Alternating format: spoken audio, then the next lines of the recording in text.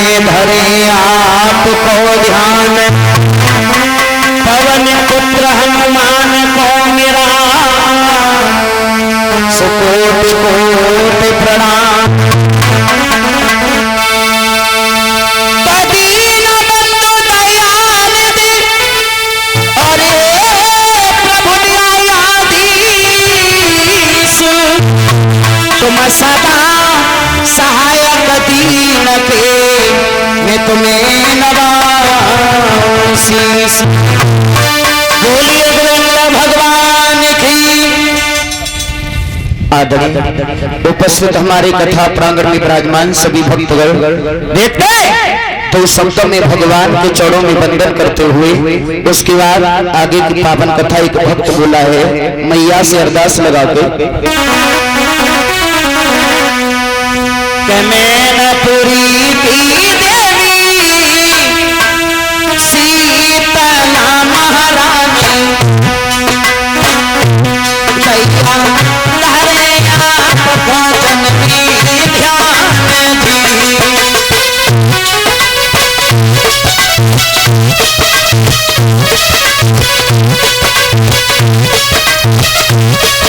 रसमयी पावन कथा को सुन करा रहे हैं। काम क्रोध लोभ मोह अहंकार का दमन करते हुए सांसारिक मोह माया को छोड़ते हुए भगवान की कथा को सुन करो, तुम्हारा उद्धार अवश्य ही हो जाएगा। भक्तों, हमारे इस देश भारत में बड़े बड़े योद्धा, बड़ी बड़ी वीरांगनाओं ने जन्म लिया।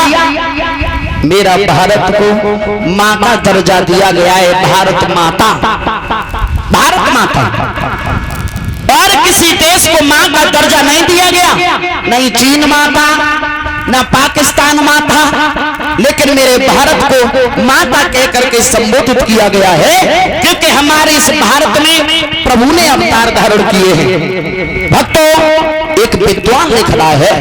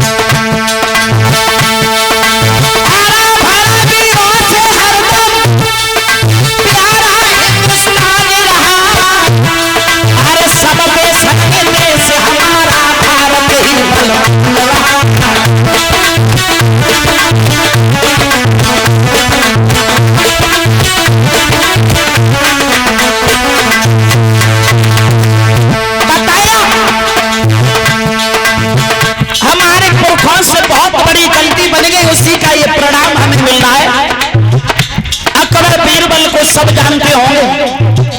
एक बार अकबर ने बीरबल से कहा था, हे बीरबल, हमें हिंदू धर्म बड़ा ही प्रिय है, हमें हिंदू बना लो। जवाब दिया, ठीक है हजूर, बना लेंगे। सुबह सुबह हम तुम्हें हिंदू बना लेंगे।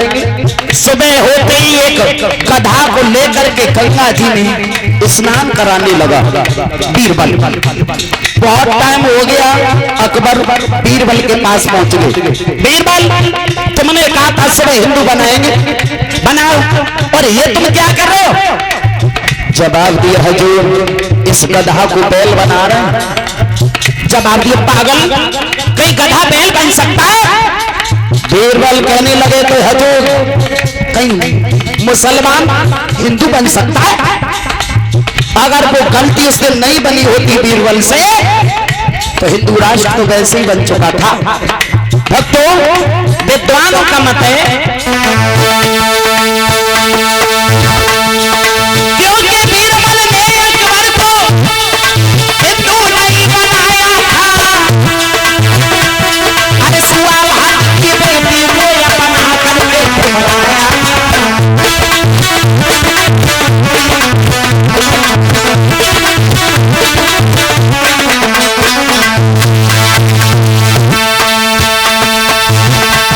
अरे माया मोह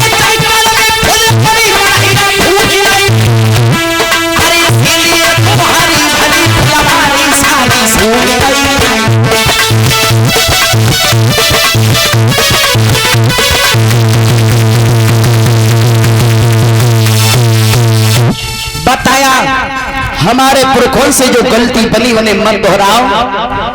आपस की फूट में ही सब काम बिगड़ जाता है। तुमने देखा होगा जो खेतों में फूट होती है उसे उठा लिया जाता है। आपस में विवाद करते रहोगे तो विनाश जल्दी हो जाएगा। संगठन से तुम कुछ भी कर सकते हो, तो संगठन बना के रहना चाहिए। तुमने देखा होगा महल उसे कहते हैं जो लंबा चौड़ा ऊंचा होता है, उसे महल बोला जाता है। और उस महल में 4 हिस्सेदार हो और चारों अपना अपना हिस्सा मांग ले तो वो क्या हो गया? घर। उस महल का घर बन गया। तो भक्तजनों, और जब तक उसमें हिस्सा नहीं हुए, चाहे 10 हिस्सेदार रहे उसमें, वो महल ही बना रहेगा। और अपना अपना हिस्सा मांग लिया तो वो घर बन गया, महल नहीं बनेगा। तो उस महल ही बना के रखना चाहिए, उसे कभी घर ना बनाओ। श्रोताओं, अरे भाई भाई, आज हमने देखा है हिस्सा बांट के पीछे भाई भाई को मार देता है। अरे भाई जैसा तो संबंध नहीं है, भाई जैसा तो कोई मित्र नहीं है, लेकिन भूल जाते हैं मेरा भाई है। अरे बंटवारे के समय भाई दुश्मन लगता है, दुश्मन। लेकिन जब युद्ध कहीं चल रहा हो, कहीं लड़ाई हो रही हो, तो भाई भाई सीना तान के आ जाता है, कह देता कुछ बोलना नहीं है, मेरा भाई है। और हिस्सा के टाइम, हिस्सा के टाइम दुश्मन नहीं। अरे अपनी घर को, अपने भाइयों को संगठन में रखो। अरे थोड़ी त्रुटियां तो बनती रहती हैं, हर किसी से बनती रहती है। श्रोताओं, एक ताली बजा के 2 लाइन का भजन, उसके बाद आगे की प्रेम के साथ में बोले।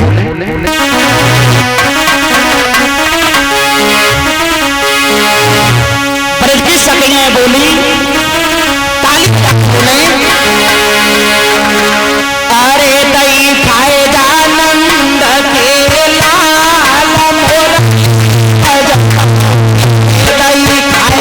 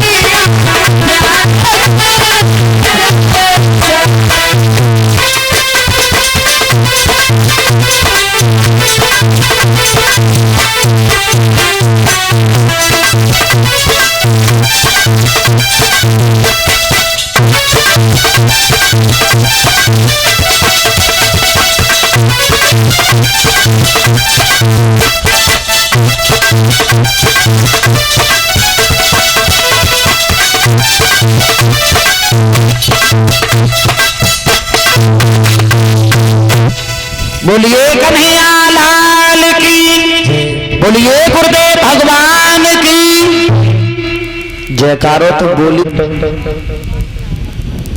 देखते हैं भगवान की पावन कथा के बारे में, जहां पर कथा का प्रसंग चल रहा था। भगवान यादवेंद्र सरकारी योगी राजकृष्ण ने मामा कंस की जेल में जब अवतार धारण किया, भक्तों बधाई बजी है गोकुल में।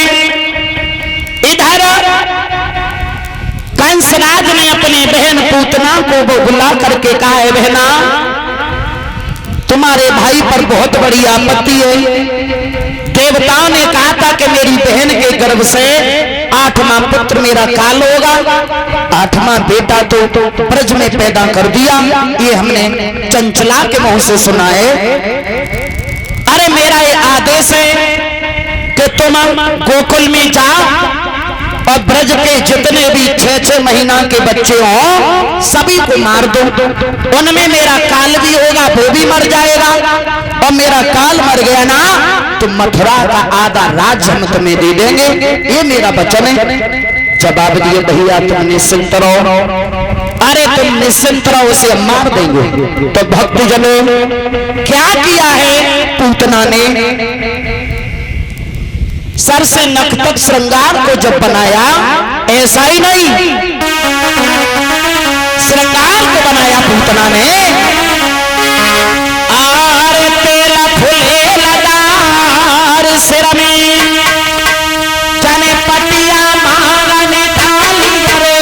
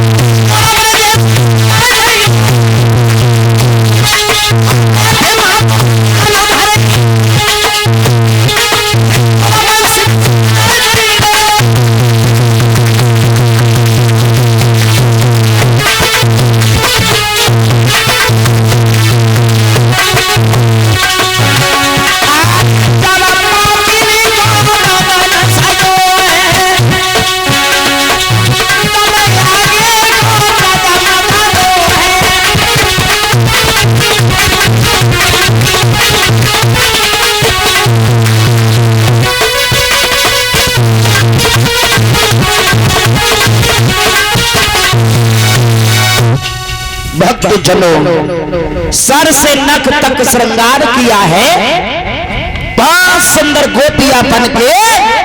और जिस समय ब्रज की ओर गोकुल की ओर जब पापनी चली, जिसके घर जाए उसी का पूत ना जाती है और भाई की पड़ोसिन बन जाती। कहती है बहना मैंने सुना है तेरे यहाँ बेटा जन्म लिया है। जवाब दिया हाँ, तो वो गोपियां देती है भाई कि बेटा को लियो, स्तनपान कराया, सुला दिया, वो बेटा हमेशा के लिए सो जाता है। जाके घर गई उसी का पूत ना, धीरे धीरे यही दृश्य करती हुई पूतना पहुंच गई मैया यशोदा के आंगन में। जवाब दिए यशोदा मैया, अरे यो यशोदा मैया। एकदम मैया निकल के आई, हाँ गोपिया मैया मैंने सुनी है कि तूने एक लाला को जन्म दियो। जवाब दिए तू कहां बनी रही, सब बधाई गाए गई, तू कहां पे रही। जवाब दिए मैंने आज ही जानी मैया।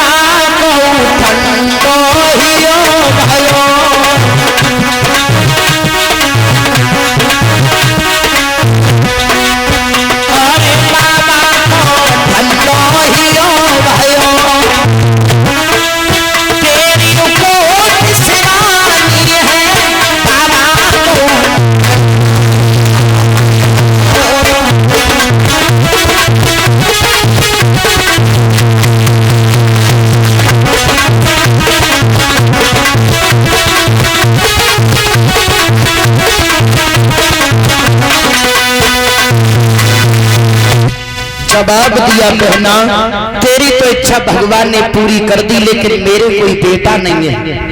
बहना तू अपनी बेटा को मुझे दे दे तो मेरा कलेजा ठंडा हो जाएगा, मैं अपनी छाती से इसे लगा लूंगी। मैया नहीं समझ पाई ये कोई राक्षसी है या कोई गोपिया है। जवाब दिया बहना ये तेरा ही लाला है, ले खिला ले। पूतना को दे दिया। भगवान कन्हैया से कही पूतना ने, लेकिन ध्यान रखना श्रोता, पूतना माँ का भाव लेके आई थी। अगर कन्हैया पूतना को देख लेते तो मार नहीं पाते कि उसका माँ का भाव था। कन्हैया ने आंखें बंद कर ली। और यही राजा बल की लड़की थी रतनमाला, जो इस जन्म में पूतना बनी थी। जिस समय पामन भगवान ने 3.5 कदम की गिनती में तीनों लोगों को नापा, आधा कदम पीठ पर नापा, तब रतनमाला खड़ी हुई थी। इसने सोचा अगर ये मेरा बेटा भी होता तो इसे भी जान से मार देती। तो भगवान ने कहा था कि तेरी इच्छा पूर्ण होगी। इस समय में जब हम 16 कलाओं से अवतार लेंगे तब तो भक्तजनों राजा बल की लड़की रतनमाला थी ये जब पूतना बनी थी। श्याम सुंदर को ले लिया गोद में और मैया गृह काम में लग गई। एकदम पूतना ने अपने स्तन को निकालो, कई लालाल पीले। कन्हैया कहने लगे मन ही मन में पूतना ने और जी ले। भगवान ने भोले बाबा का ध्यान दिया, प्रभु हम तो ब्रज में माखन मिश्री खाने आए, जहर को तो तुम ही पचा सकते हो प्रभु, जहर को आप पी लो, दूध को हम पी लेंगे। जो भी जहर का प्रभाव था भोले बाबा ने खींच लिया और दूध को कन्हैया पीने लगे। दूध जब तक स्तनों मेरा दूध पीते रहे, दूध खत्म हुआ, खून पर नंबर लगा दिया, बिजली जैसा करंट शरीर में लगा। पूतना एकदम चिल्लाने लगी, माँ भैया जो तेरे लाला है या फिर यमको काल है, अरे मैया बचा ले मुझे, बचा ले। अरे मुझे ध्यान रहा जब तक मैं इस ब्रज में नहीं आऊंगी मैया मुझे बचा ले। कौन बचाने वाला था? अब तो ये अपने भेष में आकर के आकाश में उड़ गई भगवान कन्हैया को लेकर।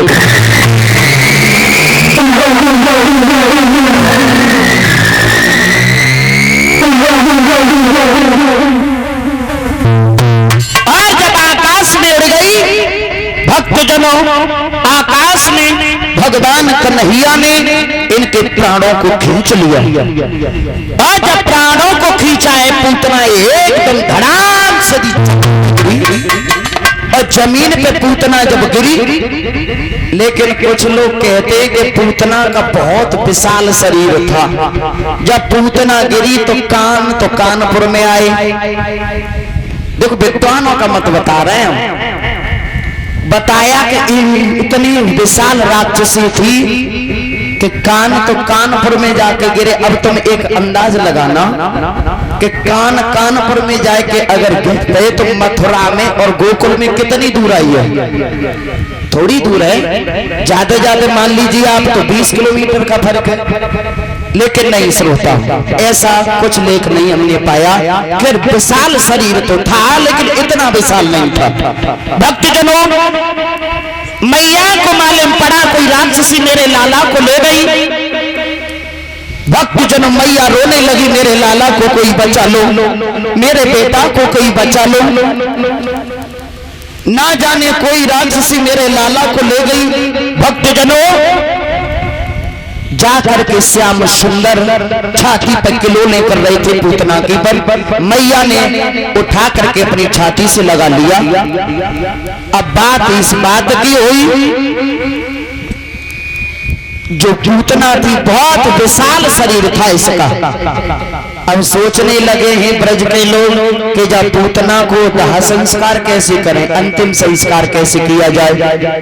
बड़े बूढ़े लोग कहने लगे जा पूतना को काट के 2-4 जगह चट्टा लगा के आगे लगा दे। ऐसा ही किया, 2-4 जगह चट्टा लगा करके उस शरीर में आगे लगा दी तो पूतना के शरीर से दुर्गंध नहीं निकली बल्कि सुगंध निकली, जिससे सुगंध तो हो गए। ये सुनी तो जवाब दिया है, हे गुरुदेव, अरे वो तो राक्षसी थी, उसके शरीर से तो दुर्गंध आनी चाहिए लेकिन सुगंध क्यों आई? जवाब दिया, हे राजन, उस पूतना के शरीर से भगवान का शरीर स्पर्श हो गया था, इसलिए उस पापनी का शरीर पवित्र हो गया था, इसलिए सुगंध आई शरीर से। बोलिए गोविंद भगवान की। 6 दिन की उम्र में भगवान ने पूतना का वध किया। 27 दिन के भगवान जब हुए श्रोताओं, तो इधर सुनाए के पूतना का वध कर दिया। उसी समय सक्तासुर से जाकर के कहा, हे सक्तासुर, तुम्हारी बहन पूतना का वध कर दिया हमारे इस काल में, तुम जा ब्रज में, ब्रज के जो भी 6 महीना के बच्चे हो सभी को जाके मार दो। तो सक्तासुर जब गया, कब? महालगत तीज को। परीक्षित महाराज, महालगत तीज को कौन सा त्योहार मनाया जाता है? हाँ, सकट का त्योहार मनाया जाता है। क्यों? क्योंकि एक जेवनार एक ताबत की थी बाबा नंद ने कि हमारो लाला बच गयो, ब्राह्मणों को दान किया। और भक्तों, छकड़े के सहित भगवान पालना में झूल रहे थे, छकड़े के सहित भगवान के ऊपर गिरना चाहा, भगवान ने अपने पैर को उठा दिया तो सक्तासुर की नाक में भगवान का पैर लगा, ऊपर ही उड़ा चला गया और जमीन पर गिरा। वो राक्षस खत्म हो गया, दई मई की कीच हो गई, पालना टूट गया। बाबा नंद मैया ने देखा, हाय मेरो लाला आजू बच गया। अरे राक्षस रोज रोज मेरे बेटा को क्यों सता रहे? तो बाबा नंद ने 4-4 लड्डू पूरे गोकुल में बंटवाए। उसी दिन से त्योहार चालू हुआ सकट का। तो आज भी घर घर में लड्डू बनाए जाते, तरह तरह के लड्डू बनाते, कोई चावल के लड्डू बनाता है, कोई बाजरा के बनाता है, कोई कंद के, मतलब इस प्रकार से लड्डू बनाए जाते हैं। श्रोताओं, भगवान कन्हैया और कश्याने भय इधर अपनी लीला को, बाल लीलाओं को प्रभु दिखाने लगे हैं। गर्गाचार्य के द्वारा गर्गाचार्य जी ने नामकरण संस्कार किया। परीक्षित महाराज जी, गर्गाचार्य ने नामकरण संस्कार किया भगवान का।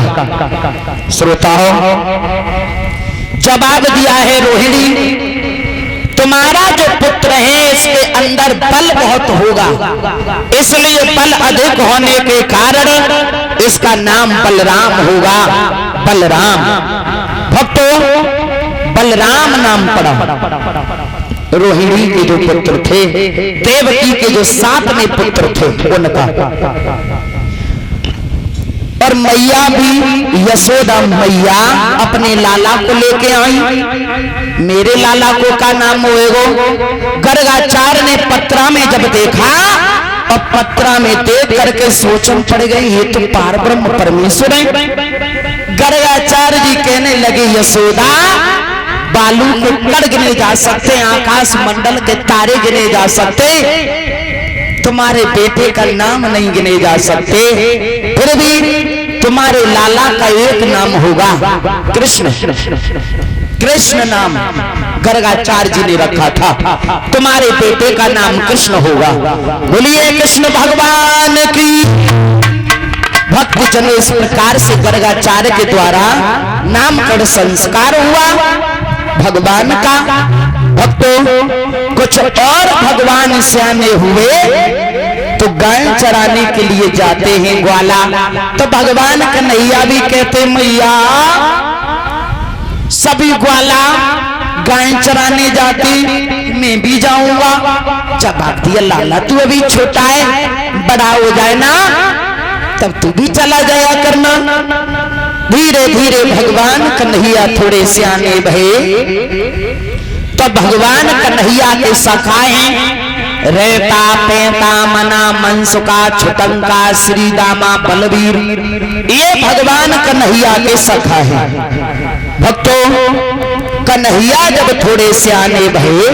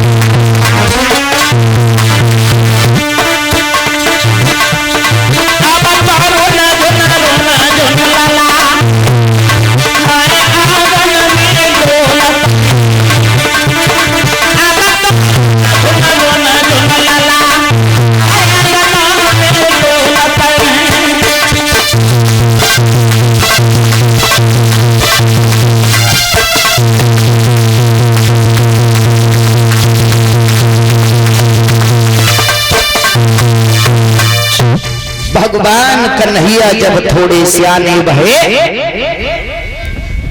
तो भगवान ने एक काम सीखा है। कौन सा? माखन चोरी का। माखन चोरी का काम सीख लिया भगवान कन्हैया ने। और एक बात और बता दें श्रोता, चोरी करने का कारण कोई भूख नहीं था भगवान कन्हैया का। ऐसा नहीं था कि कन्हैया भूखे रहते थे इसलिए माखन चोरी की कन्हैया ने, ना भाई ना। 1 लाख गाय थी नंद बाबा के यहाँ, 125 मन माखन होता था, फिर भी कन्हैया ने माखन चोरी की। क्यों? इसलिए माखन चोरी की जिस समय श्री रामचंद्र जी ने जनकपुर में धनुष तोड़ा था, तो सीता मैया की जो सहेलियां थी उनके हृदय में ये भाव उठे, देख लो कितने प्यारे हैं श्री राम, काश हमारा ये सौभाग्य होता अपने हाथों से ने माखन मिश्री खिला पाती। तो भगवान ने कहा था इस समय मर्यादा का अवतार है, तुम्हारी इच्छा पूर्ण नहीं कर सकते, जब 16 कलाओं से अवतार धारण करेंगे तब तुम्हारी इच्छा पूर्ण करेंगे। तो बताया कुछ तो जनकपुर की सखियां और कुछ देवताओं की देवियां जो कि ब्रज की गोपियां बनी थी। भक्तों कि कुछ तो है ब्रज की बालाएं, अरे कछु जनकपुर की सखियां।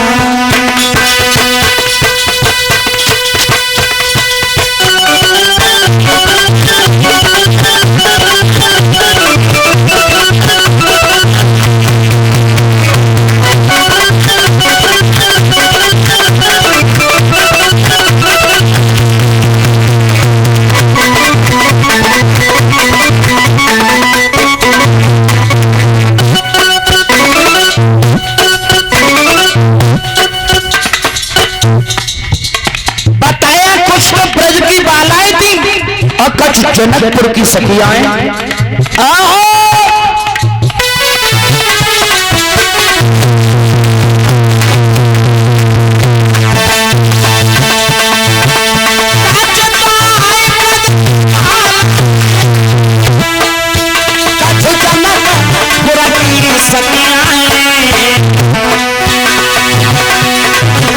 जो ब्रज में प्रभु की लीला की,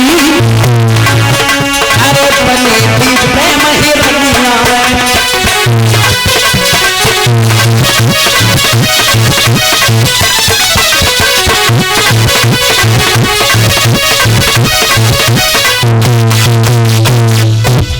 बताया चोरी का कारण भोंक नहीं था, भगवान का इच्छा पूर्ण कर रही थी गोपियाओं की।